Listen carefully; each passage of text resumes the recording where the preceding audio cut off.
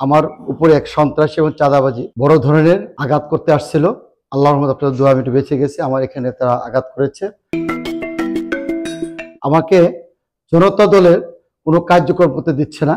আমি জনতা দলের ময়মনসিংহ বিভাগের যুগ্ম সাংগঠনিক সম্পাদক, আমার মাননীয় চেয়ারম্যান ব্রিগেডিয়ার শামীম কামাল অবসরপ্রাপ্ত, তার নির্দেশে আমি শেরপুর জেলা কমিটি করতে আসছি।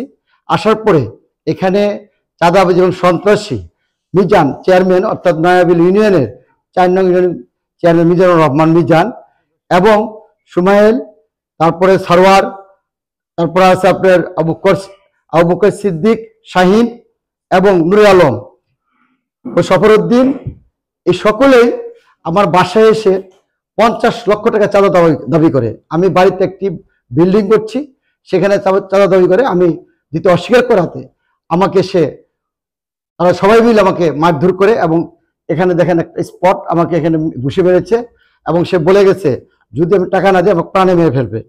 আমি আগামীতে জনতা দলের শেরপুর 2 আসনের এমপি প্রার্থী।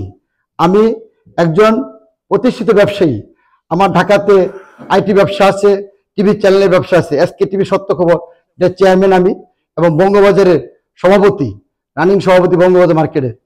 প্রিয় দেশবাসীর কাছে আমার এটা দাবি, আমি যেন সুস্থভাবে আমি যেন থাকতে পারি এবং আইন শৃঙ্খলা বাহিনীর কাছে আমার দাবি, আমাকে আপনারা সকলেই আমাকে প্রাণে মেরে ফেলবে, তারা আমাকে হুমকি দিচ্ছে।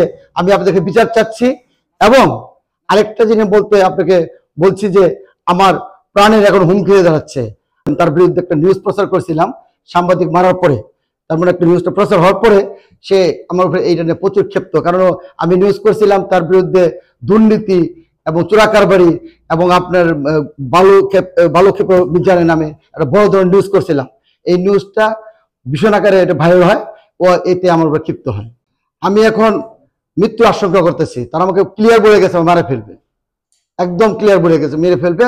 আমার চেয়ারম্যান নির্দেশে আমি আর্মি ক্যাম্পে ইতিমধ্যে একটি অভিযোগ দাখিল করে আসছি। ওসি সাহেবকে বলি, ওসি সাহেব সঙ্গে সঙ্গে একজন অফিসারকে পাঠাই দেয়, উনি এসে তদন্ত করে গিয়েছে। আমি এখান থেকে গিয়ে আমি মামলা করব।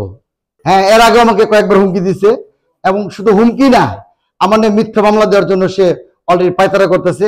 একটি মিথ্যা মামলাও দিছে ফুলপুরেতে, সেটি মামলা অলরেডি সাক্ষী দিয়ে আপনার থানা থেকে ক্লিয়ার দিয়ে উড়ে পাঠাই দিছে। এটার মধ্যে আমাকে আর জড়াতে পারেনি আল্লাহর মধ্যে।